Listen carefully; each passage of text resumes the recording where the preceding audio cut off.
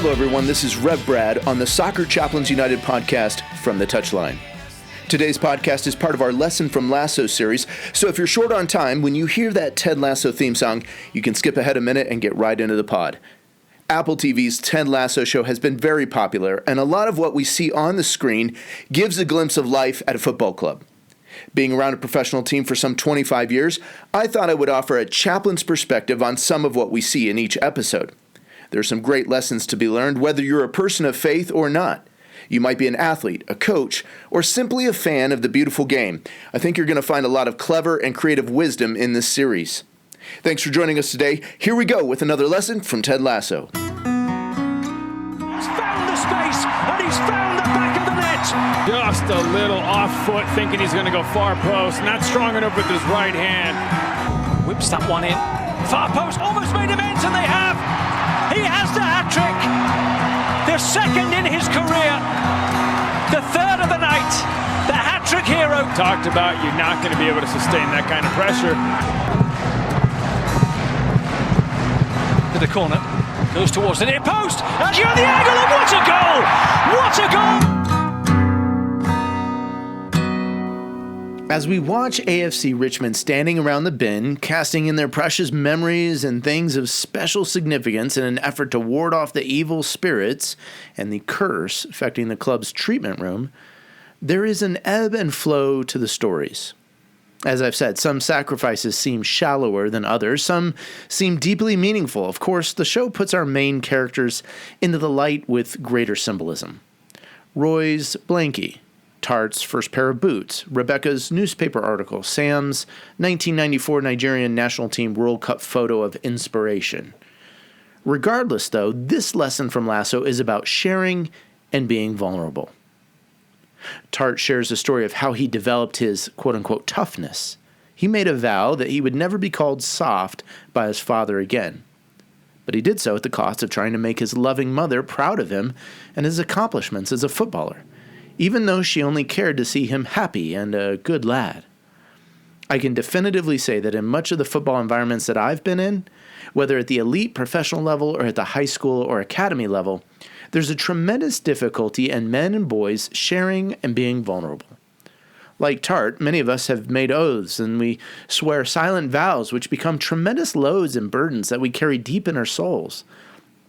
Later on in life, I think those vows typically haunt us like the ghosts of AFC Richmond. What should we do with the burdens that we carry? The emotional, the mental, the spiritual ones that can weigh us down. Well, today I want to offer two encouragements, and neither of them have to do with burning anything in a trash can.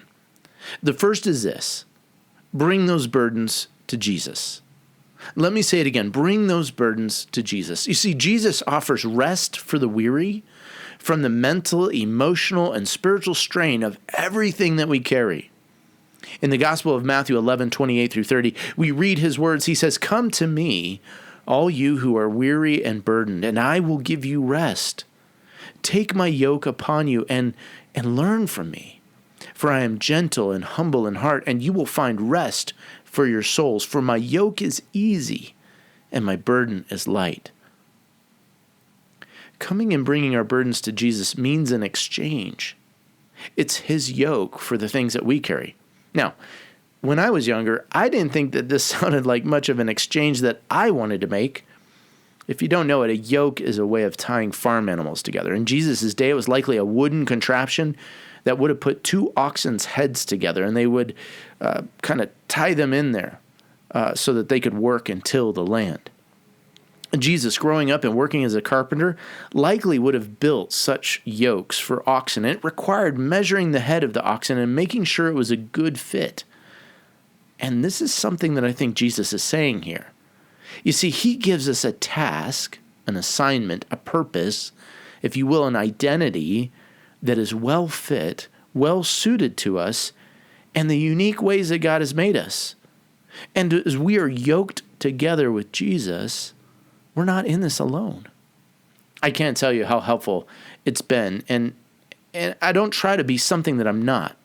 I've been asked many times, "Hey, Rev, when are you going to get a church?" Or, "Hey, Rev, wouldn't you like to do X, Y, and Z and better provide for your family?" Of course, those things are tempting. In different moments, I might seem that, the burden might be alleviated. But in truth, Jesus knows how I'm wired. And as I give over to those struggles and burdens, he in exchange gives me a vocation, a calling that suits me best. And he works and walks alongside of me in that. Well, there's a lot more to giving our burdens to Jesus. And I'd encourage you, no matter where you are in the world of football, to get with a chaplain, a pastor, a priest, explore more of what this means. But I want to finish with the second and last encouragement, and that is that we are to share our burdens with others. Galatians 6:2 says, the Apostle Paul says, carry each other's burdens, and in this way you will fulfill the law of Christ. There isn't enough time to fully dive into this. Suffice it to say that this marks the importance of the church and other Christian believers and community that we are called to be in and involved, and to lovingly support them and they to support us, so that everybody can kind of care for each other. If you've ever been part of a team, you know exactly what I'm getting at. So if you've a burden or a need and you need to be vulnerable and share these things, I want you to do this. I want you to bring it to Jesus and let others help you carry the load. You don't need to take it on alone. Well, thanks for listening to this lesson from Ted Lasso. This is Reb Brad coming to you from the touchline.